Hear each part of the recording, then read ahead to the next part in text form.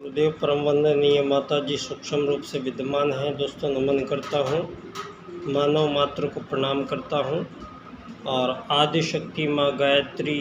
प्राणों की देवी जो प्राण रूप से संपूर्ण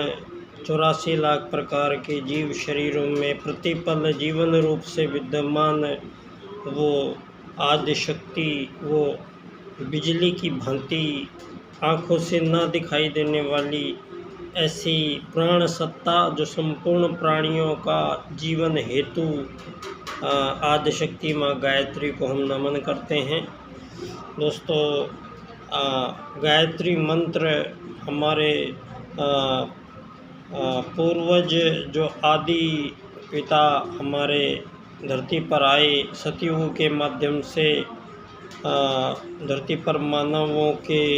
प्रारंभिक जीवन काल में ही जो उच्च कोटि के वैज्ञानिक शोधक और आध्यात्मिक शोध करने वाले वो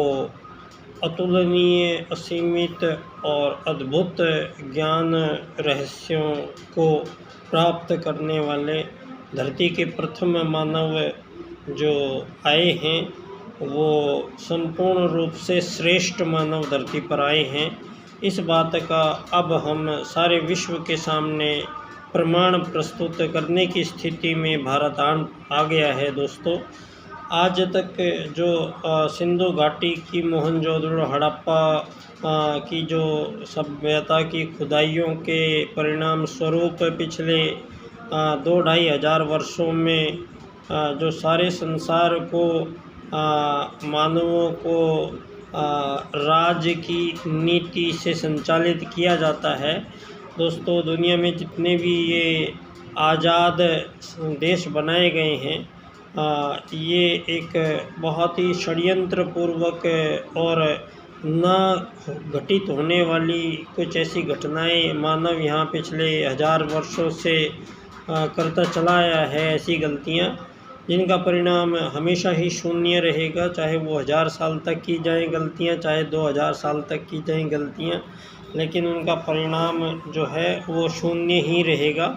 इसी प्रकार से दोस्तों चूँकि अब हम जो यहाँ आपसे बात कर रहे हैं ये बात एक ऐसे क्षेत्र में हो रही है जहाँ सारा जो ये आज़ाद देशों के जो आज़ाद लोग आज आज़ाद देशों में बैठे हुए हैं, प्रत्येक देश में मानवों को अमीर गरीब मालिक नौकर के कैटेगरीज में डिवाइड किया हुआ है पहले से ही। और जन्म लेते ही मानव को यहाँ कृत्रिम रूप से उसको विभाजित किया गया है। और जब अब मानवों क्योंकि आत्मत सर्वभूतेषु वसुधैव कुटुम्बकम के वेद सूत्रों से दोस्तों 84 लाख प्रकार के जीव शरीर धरती पर अनंत काल से अपने जीवन की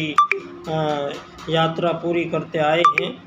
और इसी क्रम में अब मानव भी सर्वश्रेष्ठ प्राणी इसीलिए कहलाया है क्योंकि मानव को एक एक्स्ट्रा दायित्व तो परमात्मा द्वारा, क्योंकि परमात्मा का राजकुमार इसलिए है कि धरती पर 84 लाख प्रकार के जो जीव शरीर हैं उनमें जब आत्मा प्रवेश करती है तो वो आत्मा को मोक्ष पाने की व्यवस्था उस शरीर के माध्यम से नहीं बन पाती है। और 84 लाख प्रकार के जीव शरीरों में एकमात्र जो शरीर परमात्मा ने पूरे ब्रह्मांड में सृजित किया है वो ये अद्भुत मानव शरीर है जो देखने में दोस्तों अगर इसका उथला स्वरूप से देखा जाए तो आज सारी दुनिया में ये जो मानव शरीर दिखाई देता है ये इसके 5 या 6% जो ज्ञान तंतु होते हैं, ज्ञान तंतु हमारे 5-6% से ज़्यादा संसार में किसी भी मानव के उपयोग में नहीं लिए जा पा रहे हैं। उसका कारण यही है मानवों को जो षड्यंत्र पूर्वक जो दायरा दिया गया है जीने का, वो दायरा बहुत ही सीमित कर दिया गया है और बहुत ही कम चीज़ों को जीवन में स्थान मिला है। और मानव जीवन को ऐसा बंधन में भौतिक जीवन के बंधनों में बांधा गया है, और मानव जीवन को पूर्णतः एक भौतिक जीवन जीने के लिए विवश संसार भर के मानवों को किया गया है, जिसको पंडित दीनदयाल उपाध्याय जी अर्थायाम के राजनीतिक सूत्र से दुनिया के सामने धरती पर पहली बार ये जो गलतियां यहाँ मानव संभवतः हजारों वर्षों से दोहराते चले आ रहे हैं। तो दोस्तों, अब ये विशेष समय है। ये विशेष समय परम पूज्य गुरुदेव का वो विशेष समय है जब युग परिवर्तन हो रहा है। और युग परिवर्तन दोस्तों, यहाँ पर हमारे भारत की अति प्राचीन भारतीय संस्कृति जो आदि संस्कृति भी है, और आज ये संस्कृति सारे विश्व को पुनः एक मार्गदर्शन के लिए अपने आप को समर्थ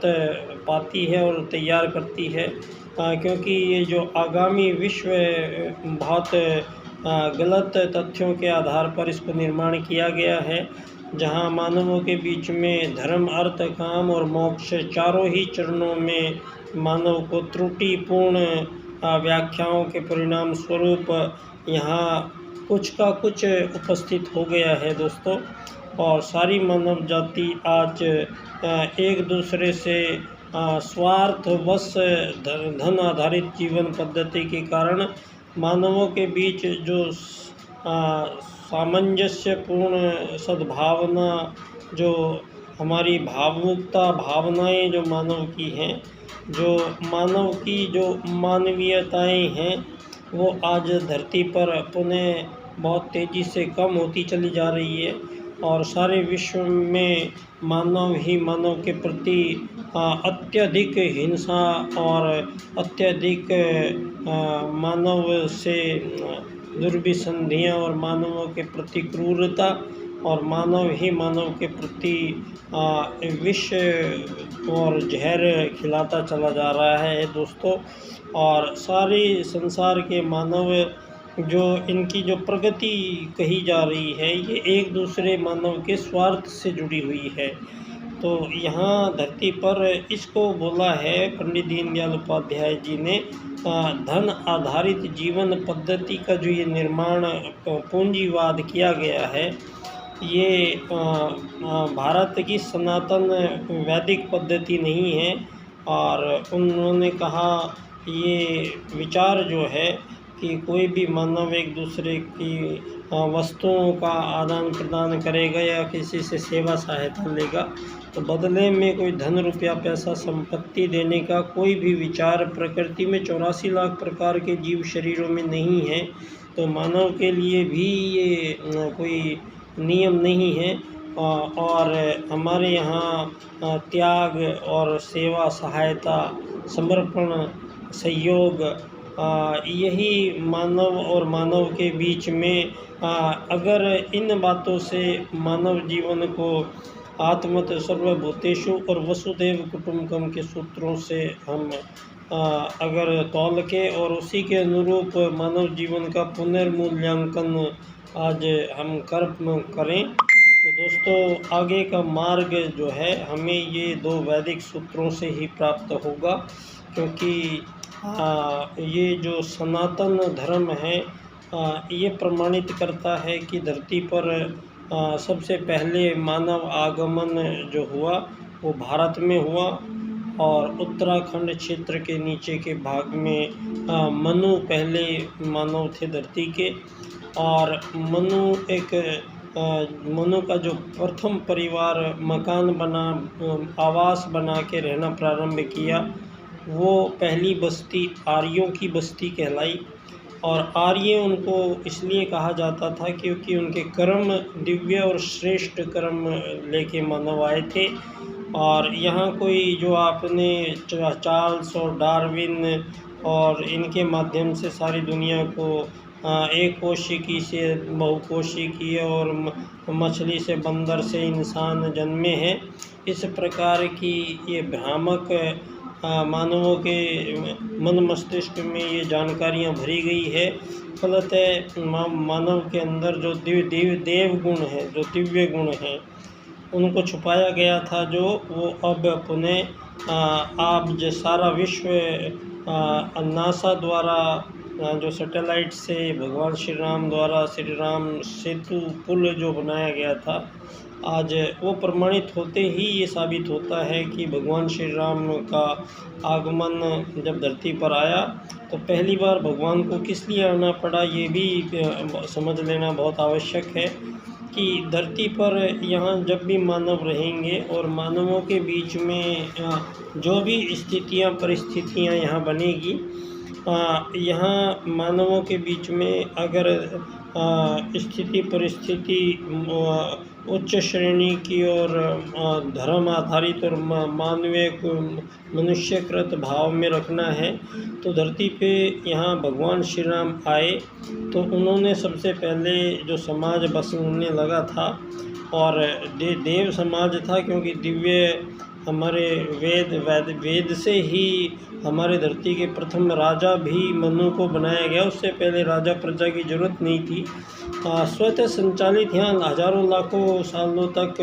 वेद को मानवों के द्वारा रटा गया है, बोला गया है, सिखाया गया है, और ऐसे ही वैदिक जीवन यहाँ बहुत अति प्राचीन काल से है। और आज सारे विश्व के सम्मुख ये प्रमाणित होता है कि सिंधु घाटी की सभ्यता 4000 साल पुरानी आप कहते हो। अभी जो लेटेस्ट खोजे हैं पश्चिमी उत्तर प्रदेश में सिनोली की एक सभ्यता की खुदाई हुई है, उसको 10,000 वर्ष पुरानी और अति श्रेष्ठ और अद्भुत उसको आंका गया है उस सभ्यता को। अभी भी और गोवा में और महाराष्ट्र में कुछ खुदाइयाँ चल रही हैं जो 20,000 वर्ष पुरानी होने का दावा करती हैं, और बहुत ही अति उन्नत और श्रेष्ठ विज्ञान के साथ हमारी यहाँ भारतीय सनातन धरती पर मानव जाति का पदार्पण ये अब जैसे जैसे विज्ञान बढ़ेगा वैसे वैसे ये अनादिकाल से ही पर्दे उठते चलेंगे। और ये तो तय हो चुकी है बात दोस्तों कि मानव एक विशेष प्राणी है और मानव का आगमन धरती पर कुछ विशेष उद्देश्य के लिए है, और मानव में निश्चित तौर पर कुछ विशेष तरीके का ये यंत्र है, और मानव के अंदर कुछ ऐसी अद्भुत शक्तियाँ जरूर भरी पड़ी हैं जिनको अगर हम समझ पाएँ, उनको जागरण कर पाएँ, तो ये जो जादू आप समझते हो कि गायब हो जाना, दूसरे ग्रहों पे चले जाना, यहाँ पर ये हमारे ही आदि पूर्वजों ने सारी दुनिया को गणित का जीरो रेखा गणित, बीज गणित, अंक गणित,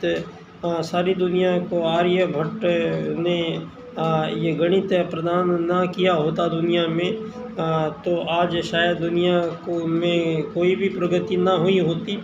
सारी प्रगति को पैदा करने के पीछे जो कारक है वो है गणित का आविष्कार जो भारत ने किया है, वो सारे विश्व में भारत ने दिया है। और सभी पुरातत्व खोजें ये साबित करती हैं कि सारे संसार में जो भी मानव,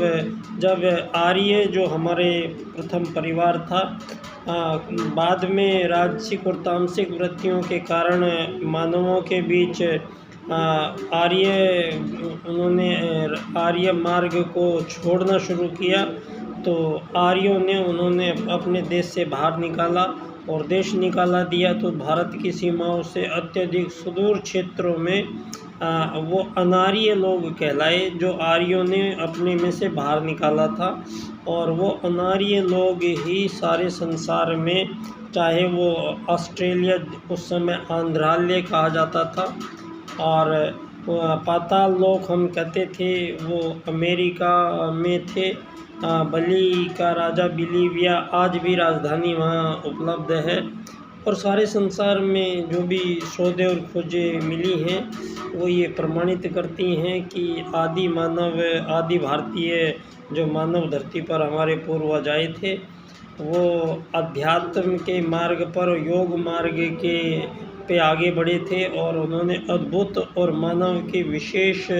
संबंध पूरे ब्रह्मांड से और उनसे लाभ प्राप्त करना उन्होंने इन सब चीज़ों में महारत और विद्याएं हासिल की थी और वो सर्वश्रेष्ठ मानव थे। और जिन लोगों ने श्रेष्ठ मार्ग नहीं अपनाया वो लोग बाहर विदेशों में बसते चले गए और प्रकारांतर से उनके रहन सहन, भोजन और काफ़ी परिवर्तन होते चले गए। और आज सारी दुनिया को फिर बाद में जैसे ही हमारा ये जो जाति प्रथा प्रारंभ हुई और उसका सारा ठीकरा हमारे वेद पर फोड़ दिया गया और मनु जो धरती पर प्रथम सबके आदि पिता हैं उनके ऊपर ठीकरा फोड़ा गया। और जातियों में जो हमारी ही त्रुटि, कुछ मानवों की त्रुटियां थी, उसके वनस्पत पूरी ही मानवीय जीवन को ढालने वाली वो विशेष डाई जो हमारे पूर्वजों ने हमें दी थी, हमारे जीवन संबंधी जो संपूर्ण मानव जीवन की संपूर्णताओं को प्राप्त करने के लायक जो स्थितियां, परिस्थितियां, मानव जीवन की आवश्यकता जो थी वो बेहद ही श्रेष्ठ सलीके से मानव जीवन को चार व्यवस्थाओं में जो वैज्ञानिक रूप से एकदम सही ठहरती है, ब्रह्मचर्य, गृहस्थ, वानप्रस्थ और संन्यास के माध्यम से मानव जीवन को धर्म, अर्थ, काम, मोक्ष की प्राप्ति करने का जो मार्ग था दोस्तों, उसमें यहाँ अर्थ आधारित जीवन पद्धति का कोई नामो निशान नहीं था। और सारे मानव यहाँ सादा जीवन, उच्च विचार ही हमारे श्रेष्ठ आदि पूर्वजों का, जिन्होंने सारे संसार को संपूर्ण विद्याओं में, सारे संसार में अपना ज्ञान प्रसारित किया। और आज सारा ज्ञान विज्ञान जो आप लोग ये पिछले 1000-1500 वर्षों से ये 20वीं शताब्दी के बाद एक हमें बताने की कोशिश थी, तो वो अब सब भगवान श्री राम को मान लेना, मतलब 5000 वर्ष पहले की जो भगवान श्री राम का आगमन मर्यादा की स्थापना के लिए, और सबसे पहला काम धरती पे जो युग परिवर्तन का है, तो युग परिवर्तन में सबसे पहले स्त्री और पुरुष के बीच में मर्यादा की स्थापना ही सबसे पहला प्रकल्प और विकल्प है, जिसके लिए गायत्री परिवार का युग परिवर्तन में ये जो स्त्री और पुरुषों के बीच सारे संसार में जो भी व्यभिचार जो पनपा है, इसका समापन करने का जिम्मेदारी और इनके बीच के संबंधों की मर्यादाओं की स्थापना करना, यही युग परिवर्तन का पहला सूत्र होगा। तो बहुत बहुत धन्यवाद। हम जारी रखेंगे युग परिवर्तन में क्या क्या आखिर कैसे बदलेगा और हमारी क्या उसमें भूमिका रहेगी, इसी विषय पे हम लोग आगामी चर्चा करते रहेंगे। इसमें पंडित दीनदयाल उपाध्याय जी के 4 सूत्र जिनकी व्याख्या मैं करता हूं दोस्तों, उनका भी योगदान इस युग निर्माण प्रक्रिया में एक विश्व राजनीति को पुनर्निर्धारण करने में उनका योगदान की चर्चा मैं करता हूं। तो बच्चा डॉक्टर धन्यवाद। बाल्यकाल सेवा संस्थान का अध्यक्ष पंडित दीनदयाल उपाध्याय जी की जन्मस्थली धानक्या स्टेशन, जयपुर, राजस्थान से सभी को पुनः प्रणाम, धन्यवाद।